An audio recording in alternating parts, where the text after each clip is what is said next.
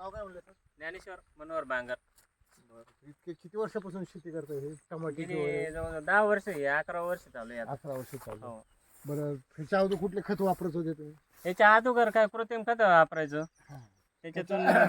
त्यावेळेस फळं बिळं कशी लागायची, म्हणजे बारीक लागायची, मोठी लागायची, किती कसं लागायची? आहे वातावरणानुसार कधी भरपूर लागणार तर कधी कमी लागणार. पण चालू वर्षी मी जैविक जे किट वापरलं ना तेव्हा मला म्हणजे असं फळांची नुकसान वगैरे काहीच नाही झालेली. काहीच नाही. कारण आता फळाची क्वालिटी पहा, फळ एकदम चकाचक वाटते. बरं आता हे फळ तुम्हाला तेजदार आणि मोठं वाटतं, कसं काय वाटतंय? हा भरपूर मोठं वाटते. भरपूर मोठं वाटतं. कारण गेल्या पलीकडच्या अनुभवानुसार यंदाची साईज हा. मोठी आहे. मोठी आणि लागण पण जास्त. लागण जास्त आहे. कारण उत्पन्नात तुमच्या वाढ झाली असेल वाटतं का तुम्हाला? उत्पन्नात वाढ झाली ना. झाली. किती टक्के झाली साधारण? जवळजवळ 40 ते 50% वाढ माझ्या झाली. अंदाजानुसार. असं आहे का? बरं मग आता इतर शेतकऱ्याला तुम्ही काय सांगणार? हेच करा हे खत हा वापरा. मग याच मार्गाने पुढे न्यायला असं मी इच्छितो.